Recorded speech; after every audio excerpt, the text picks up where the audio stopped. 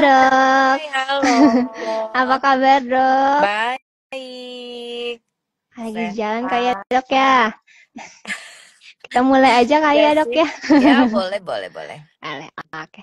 Selamat siang semuanya. Gini, terima kasih udah bergabung di live Instagram kita hari ini. Nah, saya Fani akan membahas topik yang sangat penting dan menarik, yaitu ada malaria bukan sekadar demam, ada fakta yang harus kalian tahu. Nah, di sini ada dengan Dokter Niken yang akan membahas insight yang berharga. Boleh kita langsung aja ya, Dok ya. Mungkin ada yang belum tahu nih, Dok, malaria itu apa dan bagaimana cara penularannya? Malaria itu adalah penyakit yang disebabkan oleh infeksi parasit. Plasmodium ya, itu bisa disebabkan dari gigitan nyamuk yang, tapi tidak semua nyamuk. Itu ada nyamuk namanya Anopheles betina yang dia itu bekerjanya pada petang dan sampai pagi hari.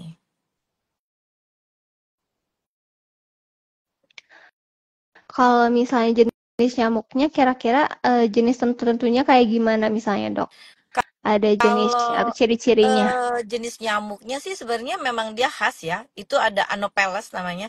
Jadi kalau nyamuk, yang membawa si, parasit Plasmodium ini adalah nyamuk Anopheles. Jadi berbeda ya dengan, DB atau DBD sih sebenarnya berbeda dengan DBD. Kalau yang nyamuk untuk ke malaria adalah nyamuk Anopheles. Jadi dia bentuknya pun berbeda sih sebenarnya nggak bisa digambarin ya kalau dilihat dari sini, harus dilihat ada gambarnya gitu. Kalau untuk biasanya ini ada di daerah pedesaan atau hutan atau dengan di kota besar itu beda nggak, Dok? Kalau Terjadinya. untuk, malaria itu sebenarnya bukan jarang, tapi memang tidak pernah ada untuk terjadi di kota besar. Karena dia endemisnya adalah daerah endemisnya itu dalam arti kata daerah di situ yang bisa ditemukan adanya malaria itu adalah daerah-daerah pantai, daerah hutan, itu bisa ditemukan di situ. Jadi bisa dikatakan bahwa di kota besar itu sangat jarang sekali, terkecuali kalau si pasien itu baru datang dari daerah endemis. Nah, itu bisa terjadi gitu. Kalau untuk gejala awalnya itu gimana, Dok?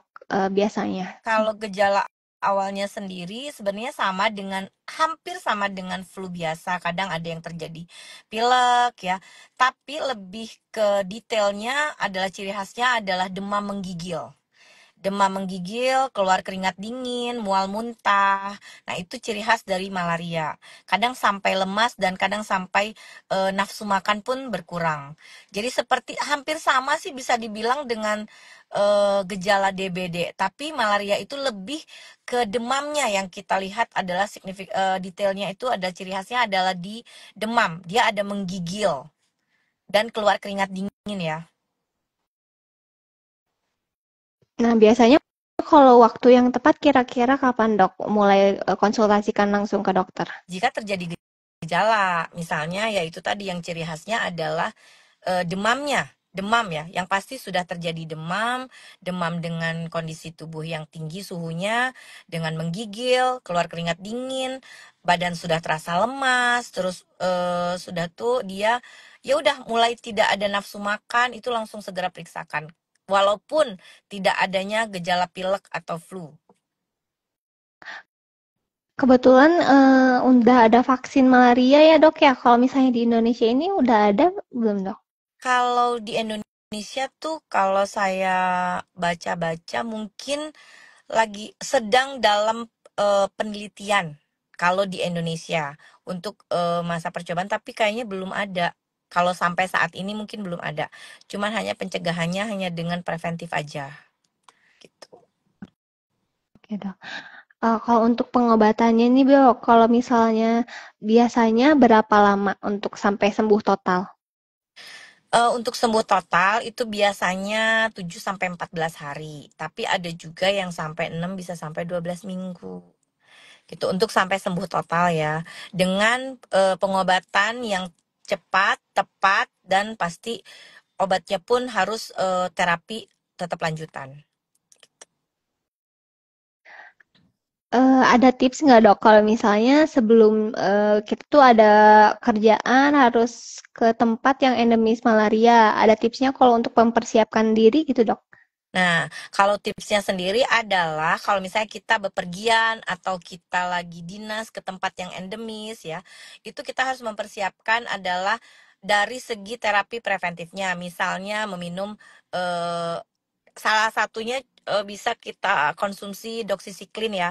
Nah, itu bisa kita konsumsi sebelum kita pergi ke sana. Maksudnya dengan preventifnya lah gitu. Kalaupun misalnya dengan pencegahan yang lain misalnya supaya terhindar dari gigitan nyamuk misalnya ya. Gigitan nyamuknya adalah misalnya membawa lotion anti nyamuk, terus kelambu, memakai tidur dengan kelambu anti nyamuk, itu aja sih udah cukup sebenarnya. Gitu. Kalau setelah penyembuhannya itu apa ada efek jangka panjangnya nggak dok setelah penderita malaria ini? Eh, ada yang terjadi efek samping eh, jangka panjang, ada juga yang tidak.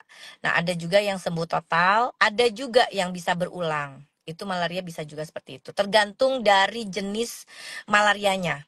Ada yang disebut dengan bisa efek sampingnya itu bisa sampai ke malaria cerebral. Itu menyerangnya ke otak. Juga bisa ke hipoglikemi, bisa. Karena mungkin dari nafsu makan yang berkurang itu tadi. Terus bisa juga ke hati, limpa, hepar itu bisa terjadi.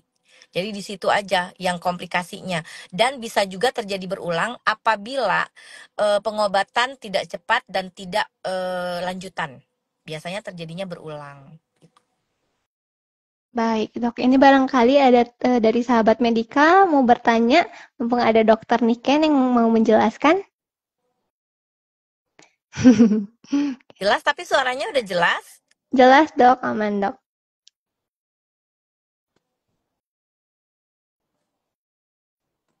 Ada yang mau bertanya lagi seputar malaria? Mungkin ada yang udah pernah terkena malaria mungkin?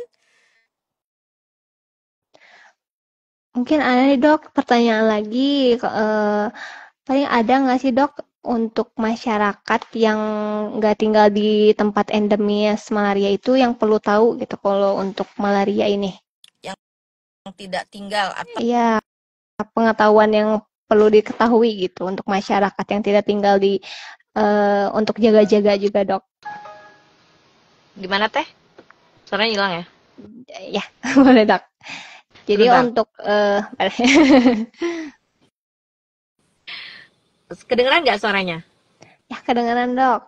Jadi kalau Nah, untuk masyarakat yang tidak tinggal di daerah endemis malaria itu gimana dok? Apa yang harus diketahui untuk pengetahuan malarianya itu?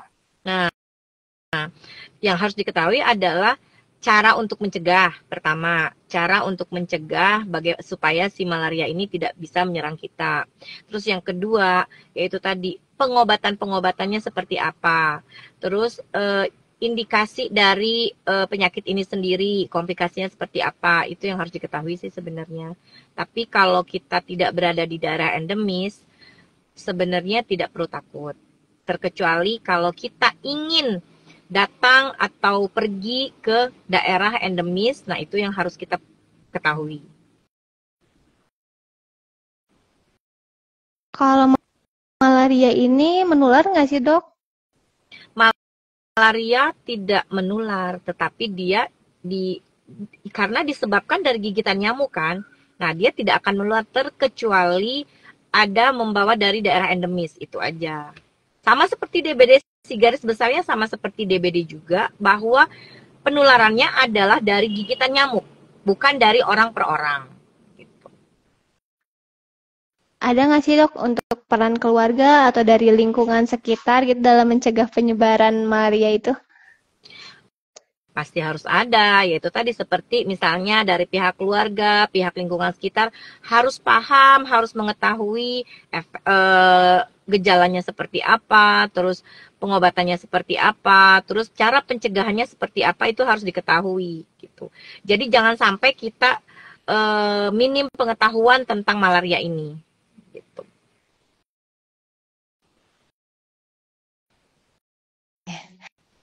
Oke dok, kalau untuk selama ini prakteknya dok, pernah ada nggak pasien yang gejala malaria dok? Untuk selama ini praktek dokter. Kalau kalau di kita sendiri ya, eh, belum pernah ada sih, tapi mungkin gejalanya ada. Cuman untuk mendeteksi malarianya sendiri, maksudnya menegakkan diagnosa menjadi malaria, itu belum. Tapi kalau dari gejala ada, misalnya seperti demam, menggigil, mual muntah, nafsu makan berkurang, terus berkeringat dingin, itu ada. Tapi untuk ke arah diagnosa malaria belum pernah ditemukan. Mungkin dikarenakan tuh karena kita kan pasti kalau dari anamnesa pasti ditanya apakah ibu pernah berpergian dari tempat endemisnya atau ibu pernah datang ke tempat endemis atau sebagainya seperti itu. Nah, kalau misalnya yang udah kena malaria ini, Dok, biar kebal gitu terhadap infeksinya, biar nggak berulang dia sakitnya. Satu, daya tahan tubuhnya yang harus ditingkatkan. Terus yang kedua, mungkin jangan lagi kembali ke tempat daerah endemis. Bisa. Atau kalaupun datang atau bepergian ke tempat daerah endemis, itu harus melakukan preventif, mulai dari obat-obatan, mulai dari peralatan, misalnya menghindari untuk gigitan nyamuk, itu semua harus dipersiapkan, gitu. Ya. Ini ada yang nanya juga, Dok, di kolom komentar dari Andre Putra 23. Kalau Dok mau tanya kalau penyakit malaria itu lebih berbahaya untuk anak-anak atau lansia ya, Dok?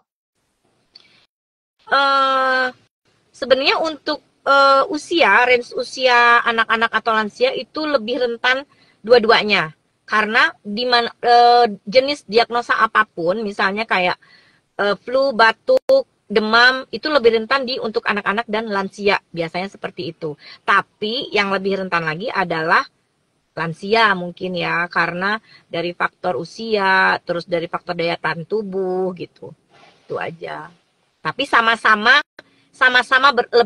lebih rentan untuk dua usia ini. Ini ada pertanyaan lagi, Dok, dari Gaida FTR. Sore, Dok, mau tanya bagaimana cara membedakan kalau demam itu demam biasa, malaria atau DBD? Mungkin bisa dijelasin lagi, Dok, yang awal. Kalau demam biasa, itu demam biasa tuh demam. Dia badan kadang-kadang suhu bisa naik sampai 39-40. Tapi dia tanpa disertai dengan seperti menggigil. Itu demam biasa. Kalau demam DBD itu demamnya kadang dia tidak akan turun.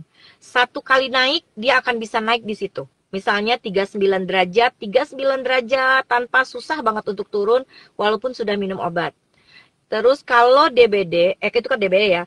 Kalau malaria itu biasanya disertai dengan menggigil. Jadi seperti orang kedinginan, tapi badannya demam dan disertai dengan keringat dingin. Itu malaria. Itu bedanya. Nah, Ada Dok, lagi? biasanya kan ada yang percaya untuk daun-daunan atau jamu gitu untuk mencegah malaria itu. Apa itu aman, Dok, kalau secara medis? Kalau secara medis sendiri sih sebenarnya kalau untuk daun-daunan, jamu-jamuan sebenarnya di semua penyakit pun untuk hal seperti itu kalau saya pribadi ya agak sulit untuk mengimbangi dengan medisnya. Karena jamu-jamuan itu termasuk dalam golongan kortikosteroid dan itu berbahaya dalam pemakaian jangka panjang. Bisa ke hati dan bisa ke heparnya. Kalau saya sih sarankan untuk pencegahan dan preventifnya sendiri, pengobatan itu lebih ke jalur medisnya saja yang lebih didahulukan gitu. Oke, terima kasih, Dok. Kalau balik lagi nih, Dok, ke vaksin. Ya. Balik lagi nih, Dok, ke vaksin. Kalau misalnya pasiennya itu udah vaksin, apa bisa terkena malaria, Dok? Vaksin itu sebenarnya hanya benteng ya. Kalau dibilang kita sudah vaksin kita aman, itu kadang tidak menutup kemungkinan untuk kita mendapatkan suatu penyakit. Misalnya vaksin hepatitis atau vaksin varicella. Kita sudah vaksin, tetapi kalau daya tahan tubuh kita tidak bagus, lingkungan sekitar juga mendukung untuk tidak baik-baik saja, itu vaksin juga tidak akan membentengi terlalu besar. Jadi pasti akan terkena juga. Tapi vaksin itu dilakukan hanya untuk mencegah, preventif paling awal, itu dengan vaksin. Ada faktor dari genetik itu dok untuk terkena dari malaria atau enggak dok? Kalau malaria sih sejauh ini genetik belum ada ya, belum pernah terdengar sama saya dari faktor genetik. Mungkin dari faktor tempat tinggal, misalnya satu keluarga itu tinggal di daerah endemis, itu bisa dari situ.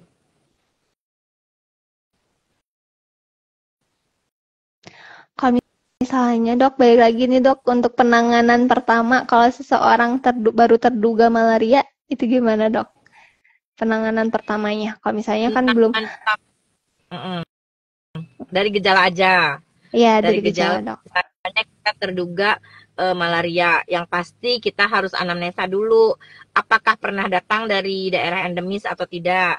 Terus yang pasti harus pengecekan laboratorium. Kan pemeriksaan penunjang mulai datang ke klinik adalah dengan anamnesa, pemeriksaan penunjang, baru tertegak diagnosa dengan gejala yang kita curigai. Gitu. Dan yang pasti kalau misalnya sudah terdiagnosa malaria, yang paling sederhana adalah pemakaian pilkina mungkin ya. Pilkina atau dosisiklin bisa. Itu bisa 7 sampai 14 hari 7-14 hari 100 mg di 2 kali 1 hari. Untuk penanganan awal. Jelas banget ya dok, detail banget dijelasinnya, makasih banyak dok. Kalau misalnya di Bandung ini termasuk daerah rawan nggak ya dok kira-kira? Daerah Bandung kita kan tidak dekat sama pantai, Mm-mm. tidak dekat juga sama hutan. Insya Allah sih jauh ya dari yang namanya nyamuk Anopheles gitu. Yang banyak adalah di kita, apalagi sekarang lagi mewabah itu demam cikungunya dan demam berdarah. Nah, itu karena kebanyakan di kota besar, termasuk Jawa Barat, kota Bandung, itu kebanyakan adalah daerah-daerah yang banyaknya lebih ke selokan ya, bukan ke arah hutan atau pantai. Nah, itu. Baik, barangkali ini teman-teman sahabat Medika ada yang mau bertanya lagi? Mumpung masih ada nih dokter Niken yang mau menjelaskan tentang malaria ini.